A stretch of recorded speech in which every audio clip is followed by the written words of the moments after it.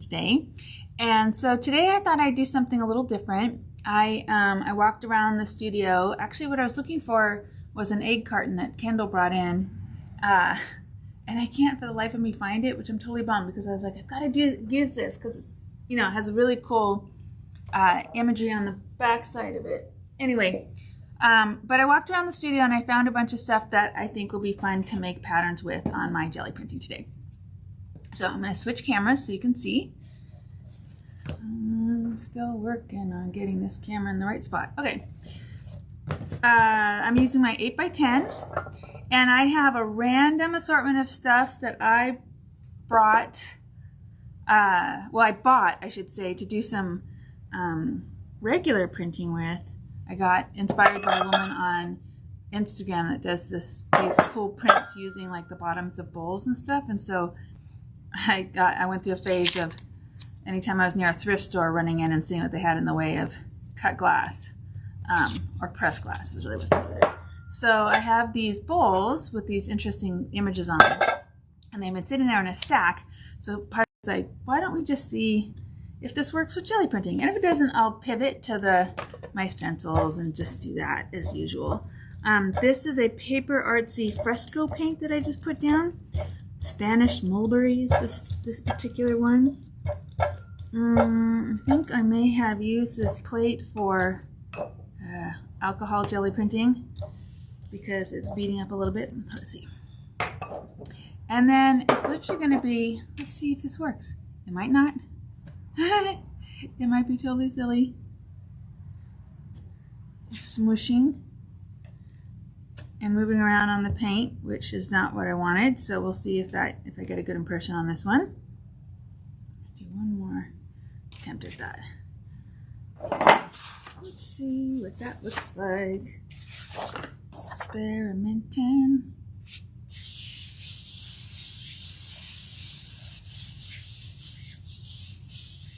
Hi, Jennifer. Great.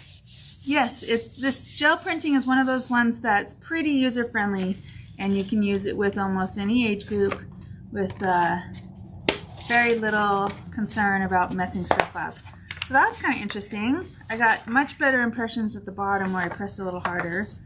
Let's see what happens if I do it again with a different one. Let's use another fresco color. This is terracotta, which is translucent. That one was opaque.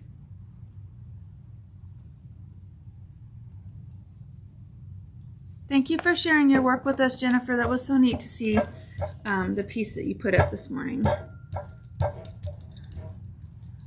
I love it when people show me what they make. Okay, so let's see. Let's do this one, which has got this rather frenetic pattern. Let's see what we get out of this. And this one I'm going to put down, since it's translucent, over this turquoise from last week.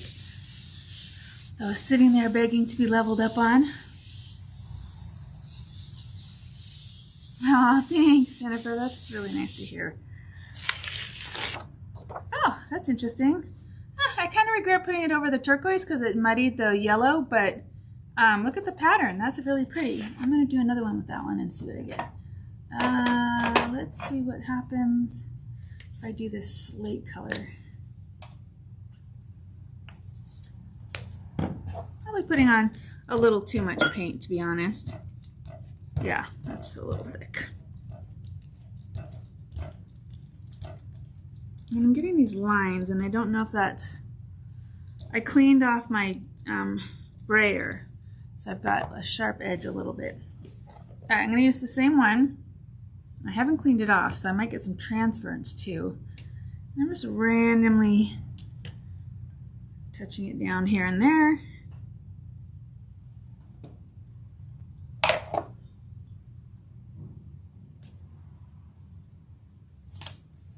Let's see what that gets me.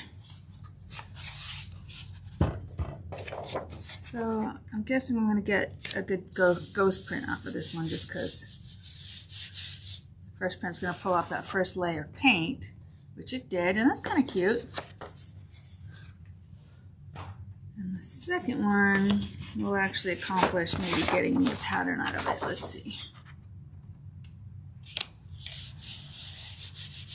I keep kind of missing that corner right there, so this is a place where using my perfect placement tool would probably be really helpful. Ah, there we go. That's what I'm looking for. So this is a ghost print, which means that I've got a little bit of the color from the print before. Actually, that might have come off the brayer, but you can see that I got a little more detail, honestly, than I did with the first print. So, but that's cute, isn't it? That's just off the bottom of a bowl. Yeah, I like it. Let's do a different color. I'm going to brayer off my brayer. I've got a sidekick piece that's been sitting here. Brayer that. Squid ink. This is, I'm pretty sure squid ink is one of Seth Apter's colors for Paper Artsy for their frescoes. It's a sort of very mauvey purple, dark mauvey purple. Mauve,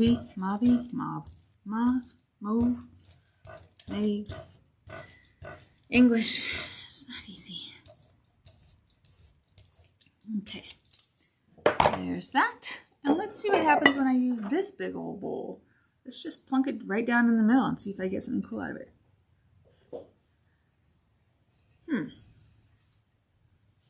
Let us see. I'm running out of places to put the dirty bowls. Isn't that just true of life in general?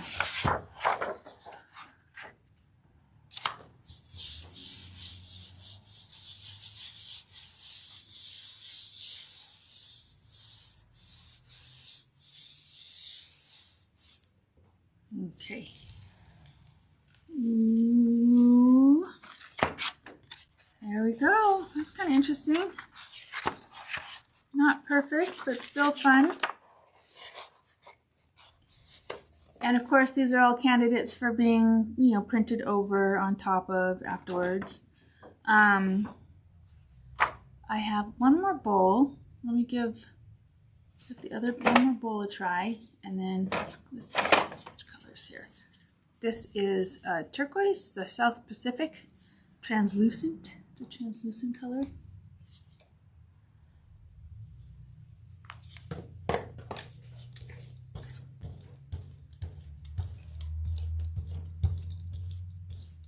Nicely offsetting with the purple that's left over on the page. Ooh, that's a nice rich color. All right, let's see what happens when I take this bowl and plunk it a couple times.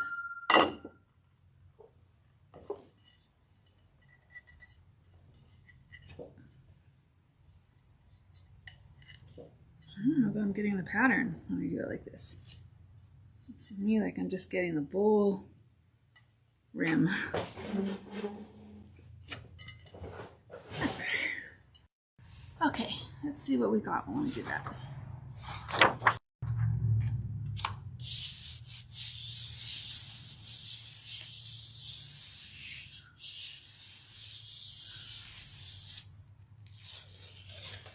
Huh, that's fun.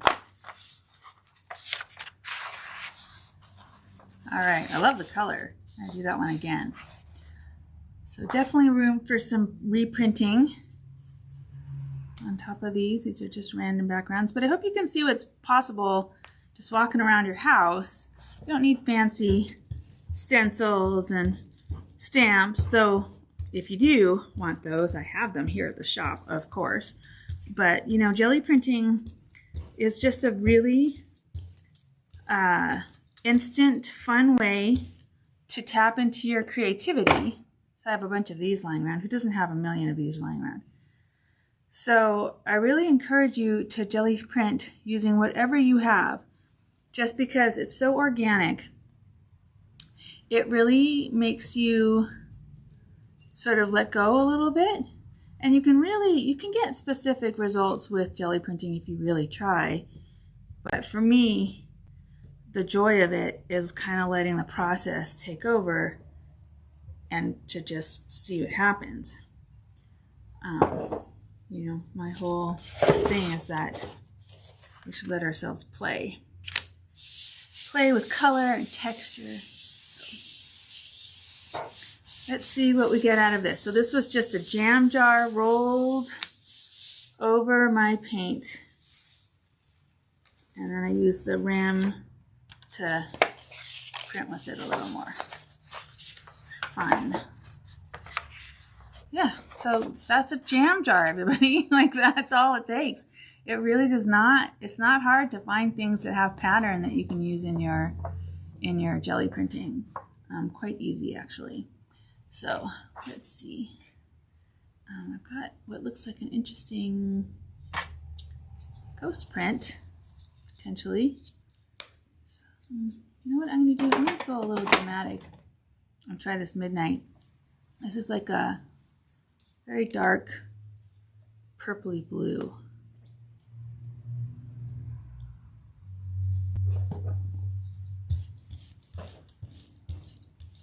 Or indigo blue, really. Not even purpley, it's dark. So let's see. Kind of curious to see what happens if we just pull a ghost print with this. Pull up whatever's left on the page or on the plate.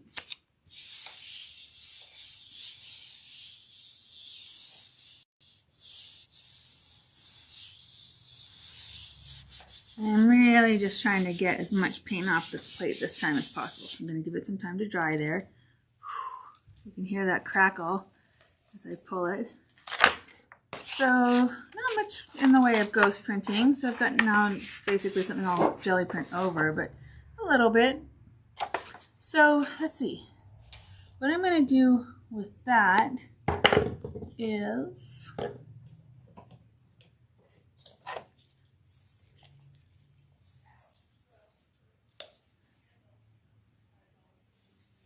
I'm just going to brayer down a stripe of color.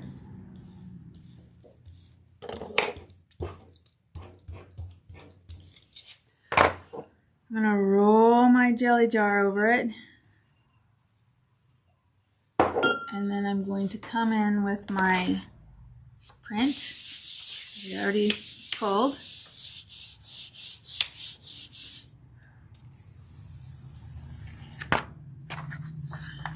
Right. A little bit going on there.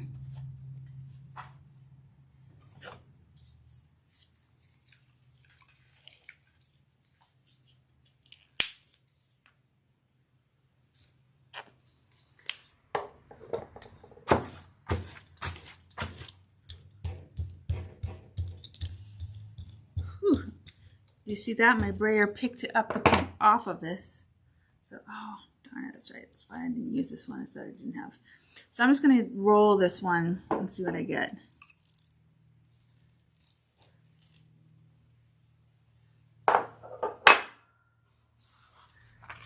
Let's see how this does on top of this dark color.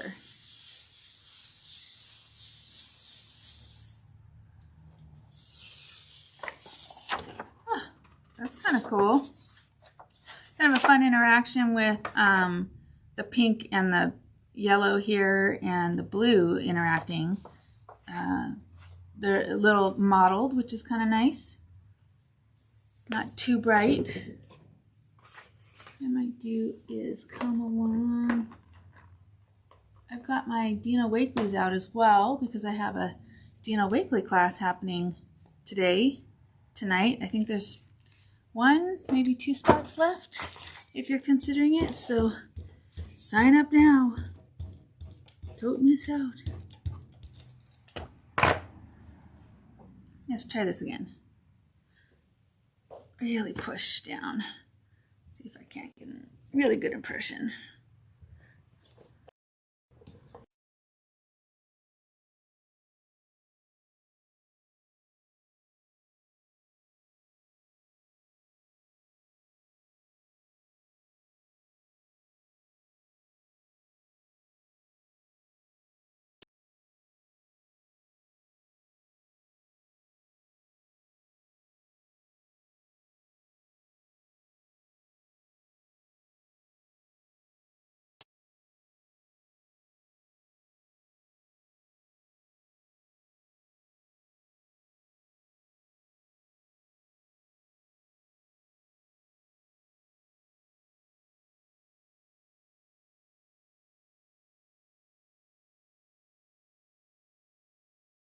cannot tell what's going on. I'm just going to keep going as though I'm on. And if I'm not, I'm not. And if I am, great. We'll figure that out later. So this last, I'm going to do one last pull. I'm going to use this white.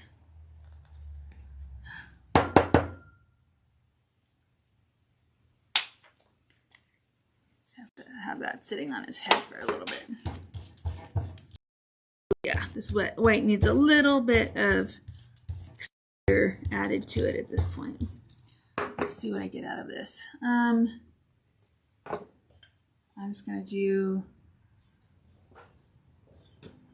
that print, and I'm going to throw it down over the middle of this.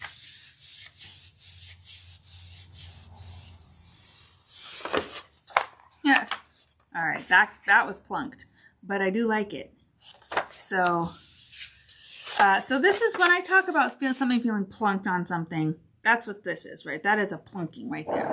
It's just smack dab in the middle of everything, and it doesn't relate to much that's going on. It's just on top, floating by itself, all lonely and a little sad to be left out of the party. So we're gonna I'm just gonna roll some paint out and mitigate that. Do you see how that instantly incorporates it into the composition? Instantly. 'Tis instant. 'Tis instant. 'Tis instant.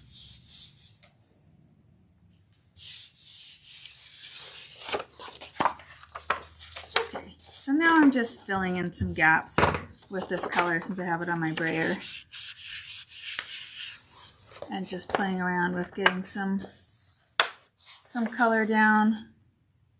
Now, I still consider this a background. This is not anything to write home about, but I do like the way the colors are interplaying with each other at this point. So, though I did not end up with something I would consider a finished print, I did enjoy the process. And I should show you, this is the sidekick, right, where I roll off all my paint. I just love what happens on those sometimes too. So I hope that encouraged you to go ahead and look around your house and find some interesting things to print with. I mean, possibilities are endless. You could use a fork. If your cutlery has a pattern on the handle, I would try that. You could cut a piece of fruit apart and use that as a stamp and a resist. All sorts of things to do. So if you're feeling like, oh, I don't have the things I need to jelly print, I beg to differ. You need paint and something to put paint down with and something to pull it up with. That's it. So I hope that encourages you to pull some stuff out today and get a little painty. All right, I do have a couple classes on the website right now. I've got my, let's see, Dina Wakely's tonight. Stamperia is on next week on Thursday. And this weekend is the Pink Fresh Studios card making class. So hopefully you can join me at one of those. All right, thanks everyone. Bye.